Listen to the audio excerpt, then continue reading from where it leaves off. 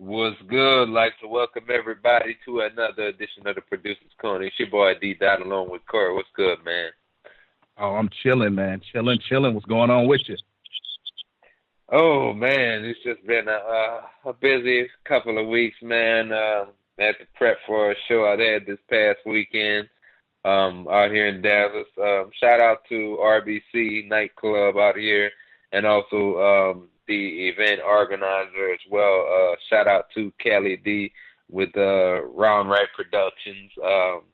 It was a event that included like 30 different artists who got to perform two songs, and the 10 best basically moved on to the next round.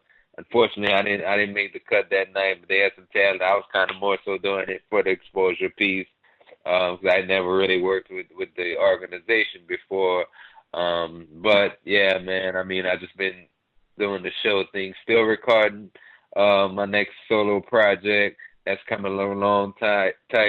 And then the fitness thing, man, you know, we about a month and a half or so away from summertime. And Yep. I'm just trying to, push myself as hard as I can go before we get to the summer, man. I want to make sure, I'm where I need to be when summertime comes.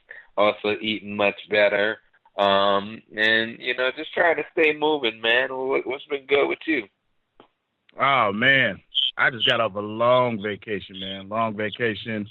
Was able to see my family, so I'm super excited about that. Went to Cleveland for a water polo tournament. My girl, she plays water polo, and actually is pretty good at it, to say the least. And it was tight. I've never seen anything like it. Being a person who can't swim, it looked like everybody was drowning. To me, I was scared, but that's just from somebody who can't swim. Otherwise, man, it was good. Really been working, and as of I think about a week ago, I ordered some more studio foam, and man, when I say that the studio foam makes the difference, the studio foam makes the difference, man. I am in my studio right now recording this, and I've got some corner block fills. I've put in some more of your regular square pieces, and of course hung them so that no walls are the same. It is amazing, man, how much deader this room is, and it's better for mixing for me. So that's really all I've been up to, man. All right. Yeah, man. I know how the vacation thing is. I need to get one myself, man. It's been a minute for me, but again, summer coming around, we see what's good with that. You have a real interesting topic you hit me up about a couple of days ago, man. Explain. Yeah, man, all this inspiration that we do on the station, we never, I wouldn't say never, but we rarely ever take it super personal. So I wanted to take it really, really personal and talk about the moment we all knew music was our dream. And for me, it was a slow build, and I kind of want to talk about it because I think there's some good points in there to hit that speak to the whole concept of the 10,000 hours and how we put in so much work with this. I think it'll help bring some clarity as to why we do what we do week to week and why we have brought this show to you, the Producer's Corner. So, yeah, man, just want to talk about that and have, everybody share their stories. Oh yeah, definitely, man. I think we might need to go in depth on this thing because, as you were talking about that, I was just really thinking about a lot of things that happened back in the day, man. We're gonna go to our first commercial break of the night. We'll be back with the Producers Corner. One. And we are back with the Producers Corner. Real quick, before we get into our segment, I just want to shout out Noah Jones. He was actually on the show last week. For those of you that didn't get a chance to hear the interview, you can actually check it out on the Major Music ENT blog or the YouTube channel. I posted the interview, pretty great interview. He's going for 200 collaborations for the Guinness Book of World Records. And, man, putting in work, so you definitely want to check that out. Without much further ado, let's get into it, Corey. Yo, first and foremost, that is super dope. It's a lot of collaboration. Shout out to him. And you have to excuse me. Your boy's coming over a sinus infection. So I may be coughing from time to time, but don't mind me. So I want to get into the moment I knew music was my dream. I mean, it started like your fairy tale or storybook kind of hip hop story where literally beating on the pots and pans, man.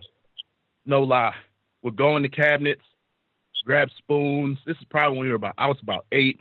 My brother was probably about 11. And we would grab pots, pans, pencils, and make these beats.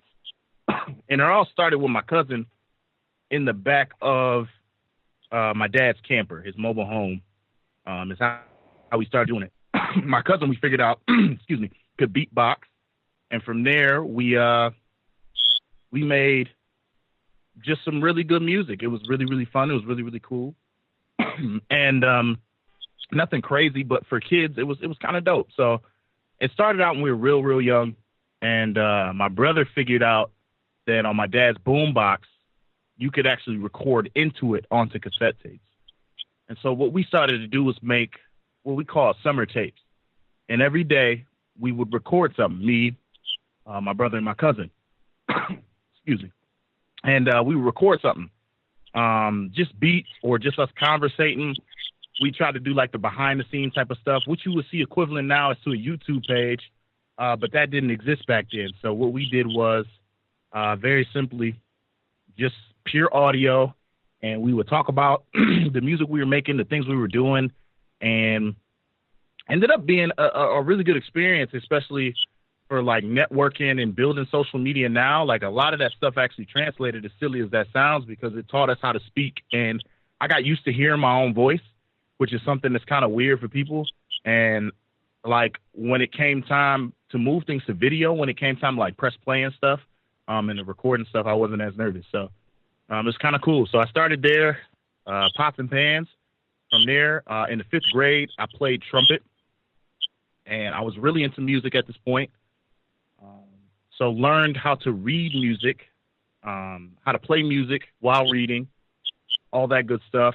Very complicated, kind of hard for me, but my brain was able to comprehend what was going on a lot easier than a lot of other subjects that I was learning in school. I was a great student, but music was definitely my favorite. Then by the time, I think I was,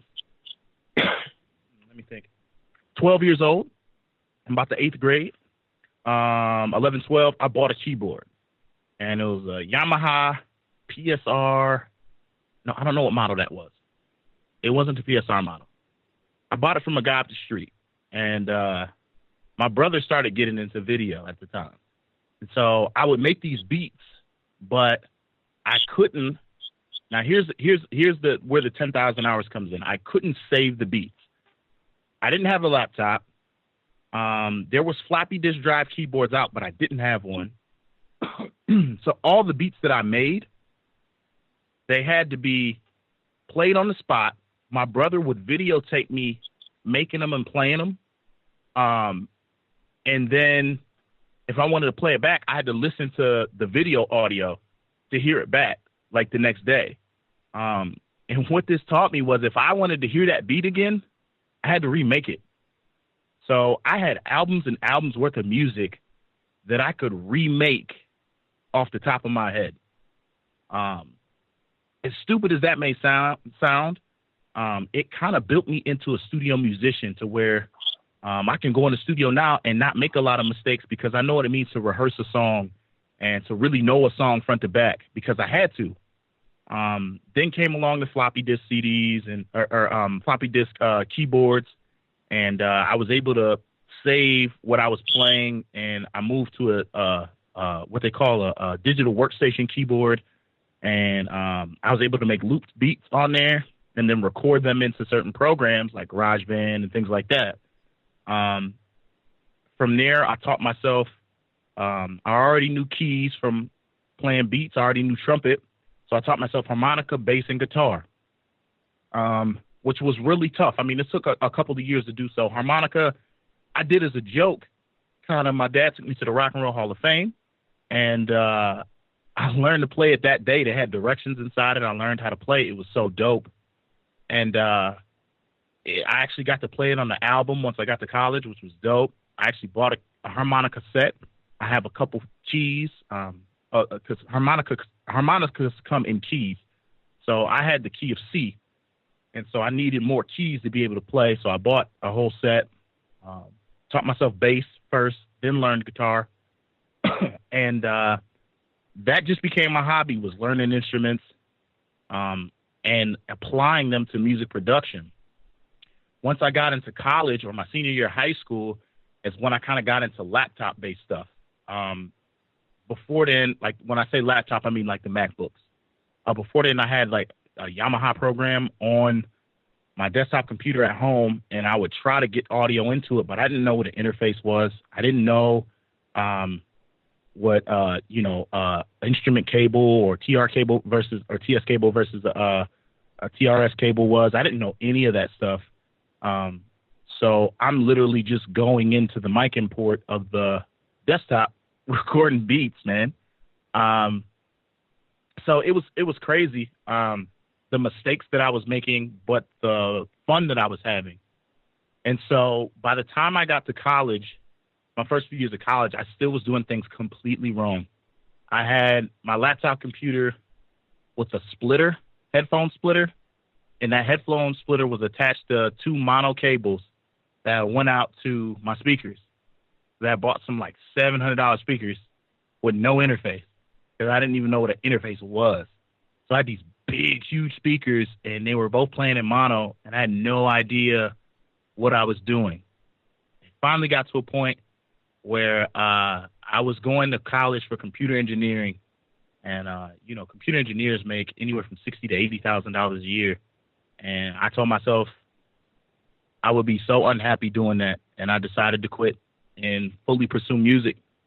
And I knew there was a few things that happened. I was trying to mix albums for people, and they were requesting me to do things that I didn't know how to do. They're like, the vocal is, at the time, I didn't know what dynamic was, but they were saying it's very like loud and quiet in spots. I was like, there's got to be a way to fix this kind of stuff. There's got to be a way to EQ this properly. I was using just all presets, and I said, forget it. I'm going to school for it. Went to school, and believe it or not, just from those, and again, I talked about the 10,000 hours before we cut the break. Those hours that I put in learning those instruments, learning to be a studio musician by replaying those beats, mixing even with those presets and figuring out different settings, and just remembering the names of settings from attack, release, and threshold, just knowing those things. When I got to school, I was way more advanced than a lot of the kids there, even though I came in, I think, a sophomore, even though I was supposed to be a junior. So that was pretty much my story. And once I got there, things just took off. Before you know it, I'm at Chosen. And here I am on Icebreaker Radio now, speaking to you guys about the things that I learned. And that's why I'm so passionate about it, is because I know what it's like to struggle through that. And it's not easy. This is not easy. What we do is not something to be taken lightly. It is a science. I tell my clients at all times, this is not something that I do is just willy-nilly just to do it. Like, I love this, and I fought really hard to get here. I almost didn't get in.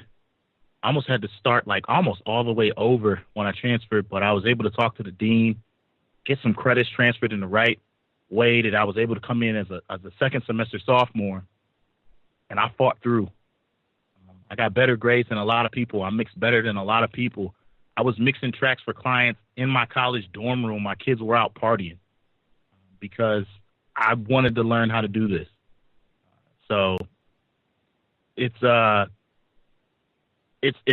to explain, man. It's something that I get really emotional about, just because I just remember the struggle and going through all of that. So the moment I knew is when I decided to quit. I said, I have to do this. There were moments before, but being so young, I didn't know what I could do with music, and I didn't want to be broke.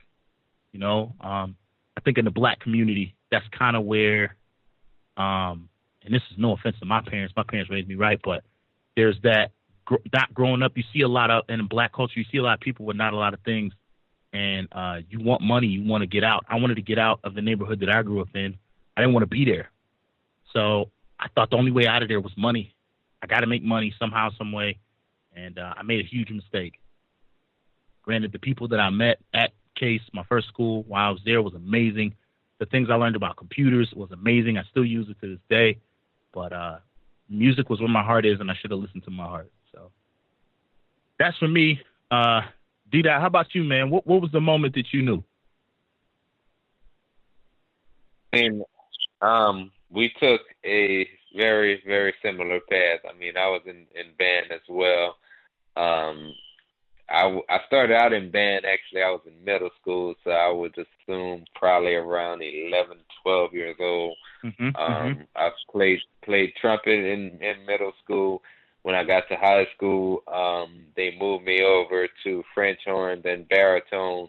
Now, I was only in band for 2 years of high school, my freshman and sophomore year, and that was actually the point right there in life, kind of where I kind of had interest in it, because around that time there was the All Eyes on Me album, Tupac album came out, and I fell in love with the production on that album.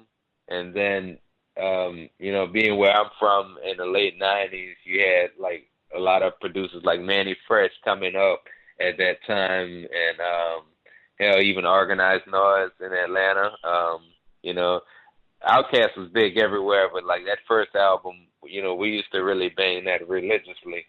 So it was a lot of those things, I guess, over the years that kind of compiled and then really started to inspire me. And then around maybe 2000, 2001, I still remember this, me and one of my homeboys back home, we had our own apartment pretty much right out of high school, and then I had a cousin and then a couple of other friends that would come over some nights. And at that time, I had actually bought a program, what's the name of it, man? I think it was Music Production Studio by Magix or whatever. Yeah, that's the one I had. And, man, we used to just put together loops, bruh. And we used to start freestyling in the apartment and stuff. And I wish I still had some of them, man, because they was just like, they used to actually push me towards it. It was like, man, you should do this full time. You should really pursue this. And, I never really thought nothing of it. A couple of years passed, and then I moved around '04 from Lafayette, Louisiana to Dallas, Texas. And, maybe a year or two went by. I was just trying to, get settled in. And then it was around 2006, I actually I bought my first MIDI keyboard in 2006. And then I had Reason 3, and I had that Sony Acid around that time. And I just started making beats on those. I was actually on a PC around that time. And then I think it was that my PC got a little older, so that's when I kind of got to the Mac around that time, because I heard everybody talk about how good Macs were for production. So I bought a Mac around '07, '08. And then right around that time, I actually also met Boom, because we used to work together at Best Buy around that time. And I found out that he rapped. He found out that I did beats.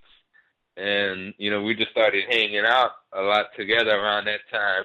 And we recorded I remember to this day as well, we had a little M Audio USB mic we used to plug into the computer. And we recorded a lot of tracks on that mic. We actually, on his New King on the Block album, the intro to that album was recorded on that microphone. Wasn't the best quality, but, we made it do what we do. And, a couple of years went by and stuff, and I got a little bit better doing the beats, and I just kept on doing it. The only other thing at that moment that I would say probably around '09 was I really wanted to, at that point, get better at mixing and engineering. And I never went to school for it or anything, but, it's a continuous process in terms, even I guess for more veteran guys. Now, I'm not, again, an engineer, but if you listen to beats that I did maybe pre-2009 to beats that I've did, in the past couple of years, you can notice the difference as far as the way I mix and just how my instruments are well panned. I really kind of, over those years, it became more than just making beats to me. Like, I would always wonder back then, well, why does this guy's beat sound better than mine? Or, why does his just sound so much better? And it was really the engineering aspect of it. And I felt that even though even though I'm not an expert, I'm trying to understand the craft a lot better from that standpoint. So, things like reading a lot of books, watching videos, hanging out with people out here in Dallas as well as in Lafayette when I go home in their studios to kind of show me the differences. It really helped me learn that aspect of it over the years, which I didn't have before. And I guess going back, I would really have to say it was really around 2004 maybe that I decided I really wanted to become a producer. And being around just music my whole life. My brother was in band. Growing up in the golden era of hip hop, man, it made me really want to see if I can leave my own legacy in terms of the music. Wow, man. That is absolutely crazy, man. That's I got a lot of questions, man. First of all, that's crazy that we both had that magic. Oh my goodness, yo. I remember looking at that thing and being like, what is going on? What was going on? Full mixes, no plug-in. And it was, I think it was cheap too. It's like $10-15, I think. Yeah, it was super cheap. Mine came with the keyboard once I got the floppy disk keyboard. So, okay, let's back it up. Okay. When you first got into beats, what was your first production name? I really didn't have a production name. I was just kind of like, I hadn't thought about it at one point, and I'll tell you this story. It was actually, ironically, one night I was, me and Boom were driving back from, I forget, I think we went out one night and we were just going home. And anyhow, we were at that point starting to do shows. Like I hadn't even rapped at that point. I was just making beats, but I would be to every show, and I would get his show copies edited and put together. So he at one point he kind of helped me with the name D-Dot, because like he would. I spit a couple of names to him, and he shot down a few. And then when I said D-Dot, he was like, stop. I think that one fits you. And then I just stuck with it since then. Okay. That's good, though. See, that's organic. I like that. It's like it wasn't forced. You know what I mean? That's crazy. Yeah. I think my first production name, actually, I know my first production name. I don't know why. It was Flex Production. That's what I went under. But it was FL3X. Clearly, I was a lot younger than you. So I'm like a kid at this point. Like Flex Production. And I'm thinking, because like back then, that's when I started like working out. So I was like, I'm always flexing on them. So I'm going to be Flex Production. That's what I'm going to do. And that was the reason why I did it. Terribly corny. But it was just, I just needed that name to kind of like kickstart what I was doing. You know what I mean? And that really helped. I got to ask this question because this is, I feel like for some people is a rite of passage. If you skip this step, you were lucky. I didn't get the chance to skip the step. Did you ever use a do-rag for a pop filter? No, man. No, I skipped that step. Okay. Hey, but at least you did it. I mean, I was blessed one night. We actually went over to Guitar Center one night, me and one of my homeboys. That's when I first started using the USB mic. Mm-hmm. And I was actually going to just buy the mic in the stand and say, the hell with it. And he's like, man, no, you can't record like that. So he helped me. He's like, which one you want? So I just picked one and he bought it. And that was it. Wow, man. I don't know how you skipped that step, man. My stepdad was like, you got a pop filter? Like, I didn't even know he knew anything about music. He's like, you got a pop filter? I'm like, no, what's that? He was like, them P's and them S's hitting that mic. I know you hear that. I'm like, yeah. He was like, here. He grabbed a hanger, made it into a loop, and then put a pantyhose over it. And then I put a do-rag on top of that, and that was my pop filter. And it worked. I mean, it worked for what it was. But eventually, once I got all my own stuff, once I had the money, because, again, me starting so young, I didn't have no money. So after that, I kind of made do. All right, next question. When did you sell your first beat? Or not even sell. When did you use or sell your first beat? Do you remember the first song you and Boom did where you produced it? Yeah, so I'll tell you actually both instances. The first song I produced, it would have, that was commercially released. I actually had 2 tracks on that album, New King on the Block. I had his intro that he did to that album, and then I also had one called Trial Girl that I did for him on that album. As far as the first beat that I sold, I want to say that was maybe around 2010, and it was Big Drew out of Lafayette, Louisiana. I actually went to high school with him, and one day he just hit me up on Facebook, and he had went on the website. He had heard some of the beats, and man, I think at that time, man, he bought he leased a couple of them, but I think he bought 2 of them exclusively off that album, and I think he had 2 more that he just leased. But yeah, that was the first time I sold beats actually for one artist. Hey man, I wish I would have connected with you earlier, because you've always had the marketing thing down, or the business aspect of it. I kind of was just loose with it. I didn't actually sell. Let me see. I didn't sell a beat until not until I think I got to college, officially sold a beat. What I was doing was I was in a rap group for years, 5 years. I was in a rap group, and kind of like how they did it in the 90s, where everybody had their own producer. I was my group's producer. So all I did was produce and make hooks. And so I probably produced hooks and engineered. So I probably did maybe about 75 to 100 songs, in the course of that time. And then we would make CDs and pass them out. So I never actually got paid for a beat, or even thought to get paid for a beat, until much, much later, because we took that group approach where we were trying to put each other on type of thing.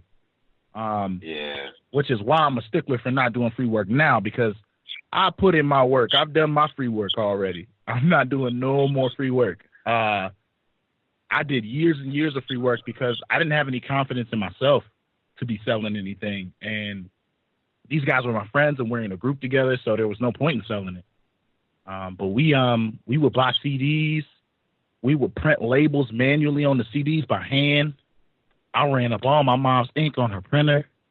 She was mad. I mean, that's what we did, though, and that's kind of how I got started into it being a little bit more serious. And then there was things that there were so many things that I just didn't know about. I had to give it up. And the computer engineering, I had to give that up. I had to switch gears because I started to think about, and shout out to my stepdad, Tony, man. He was asking me all the right questions. He was like, what about your copyright? and things like that. But see, I didn't know about copyright, and I didn't know about the fact that you don't have to go through the government website and do all that stuff. I figured you had to. But there were so many things I didn't know, trademarking your name and this and that. So I'm thankful that I switched gears, man, and got away from what I was doing. I also think it's crazy we both did band. Real quick, what made you want to join band? Well, my brother, he was in band, before me, my older brother. And I was just the type of guy when I was coming up, and I'm sure you could probably relate as well.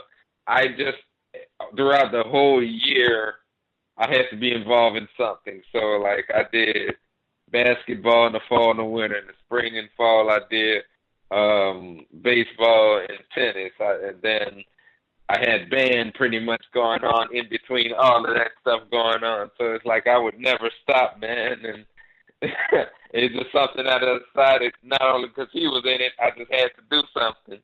Right. Yeah, man. I know. I definitely know what you mean. Your parents try to keep you busy. You try to keep yourself busy, explore different things. My brother was my biggest inspiration, too. He really wanted to be in band, but my mom, so get this, my mom told my brother no, because my brother was always quitting everything. He would start something and quit it. But, like, a trumpet was like $500 at the time. And so they had, like, payment plans or whatever. But my mom wasn't about to buy my brother no $500 trumpet so he could quit. So she told him no.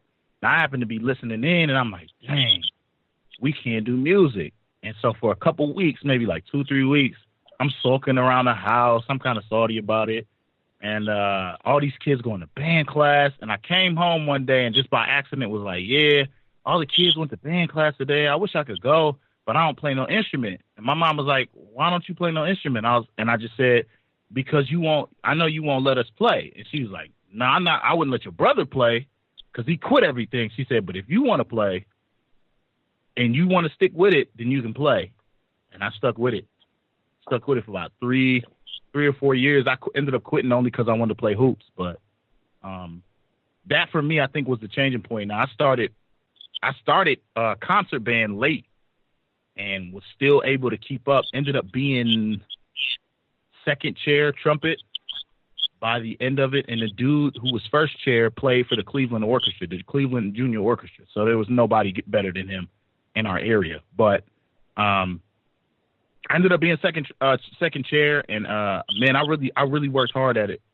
So for all you guys listening out there, I just wanted to talk about this because each and every one of you probably either had a dream and lost sight of that dream or has a dream in doing this. And if you do, it's not easy. You hear our stories, you hear our struggles.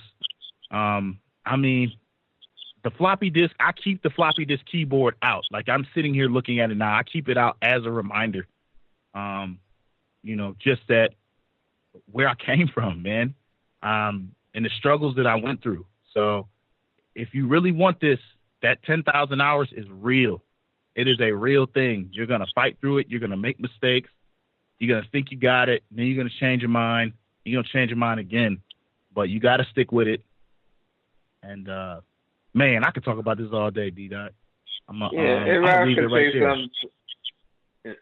I can add something, I mean, about guys getting discouraged, man, don't let, you're going to have people that tell you can't do it. Hell, I remember some guys really telling, there was guys that I wanted to learn from, and they turned me around. They wouldn't let me go around the studio, or anything like that.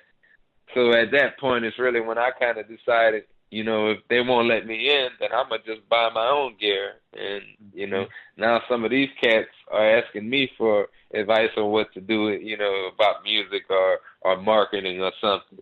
I should charge them to consult their businesses, but, I'm not that type of dude. So, sometimes doing it yourself is the best way to do it, and find you a couple of guys that you really gel with and that are good to work together in terms of getting ideas off of each other, and just roll with it. Everything gonna happen for you. That's all I got. Yeah. About to go to our next commercial break of the night. We'll be back with the Producer's Corner. And we are back with the Producer's Corner. We appreciate everybody that's tuned in tonight. Want to quickly get some shout-outs. Shout out to Boom. He just released 8793, his latest album. I'm actually on track number 3 with another one of the homies, J.E. Millie. I think it's 12 tracks. He also got a feature on there with Lil Kiki. I've been seeing this brother work when he's performing with 5 people in a club. Now this dude is touring with, I think he's going on a tour with Tyga. He's performing in San Antonio with him. So big ups to Boom. Also, want to shout out the whole Synthesized Minds Camp Trackstar, B Right, Tank, Strategic Peoples. We're working on something right now. Shout out to 3D. Everybody also that attended the show this past weekend we had out here in Dallas. Y'all were great. I hope to be doing more events upcoming soon. Got the iStandard Beat Camp next month out here, so I'm going to see a lot of you guys out here as well. If you're looking for beats, visit MajorMusicEnt.com. There we have beats online you can purchase, as well as some of my past projects, mixtapes, albums, things of that sort. You can follow me online at d.majormusic on pretty much any social network, Twitter, Facebook, Instagram, also on Snapchat. And subscribe to the Major Music ENT channel on YouTube as well. A lot of great beat making videos, some of my music videos that I've done, tutorials, and then I also do like a lot of video blogs as well. So you're gonna want to check out some of that. I'm gonna pass it off to Corey. Yo, it's so crazy hearing now the backstory with you and Boom, man. It's so crazy how long y'all been at this, man. So shout out to y'all, man, for keeping that connection going. This is really hard to do in this industry, to keep those kind of connections going, man. So that's amazing. Those of you listening, I don't know if you know how even hard it is to keep a good friend these days, but to be working with somebody that you friends with, that's nuts, man. So shout out to y'all, real talk. Appreciate it. I'd like to give a quick shout out to the homie Ryan Bronson, Kato, Sinless Origins, and Blade. All sent me good music, getting ready for the summer. It is mixtape season. That good weather is coming. It just hit in the 70s, 80s here in Michigan. It's humid, which I'm kind of salty about, but I'll take it. So I definitely shout out to those guys putting in the work, putting in that music for these mixtapes that'll be coming out. I think there'll be some really, really, really good music coming out. A lot of growth. I'm excited for a lot of music to be coming out, even on the major label level as well. So it'll be a good year. I think 2016 will be a really good year. I'm excited to see where music goes this year. So shout out to everybody. If you guys are looking for beats, mixing, mastering, audio editing, audio restoration, hit me up, coolnerdproductions.com. You can also follow me on Twitter and Instagram, KOOL_NERD. I'm currently doing some revamps to my logos. It's been a couple of years.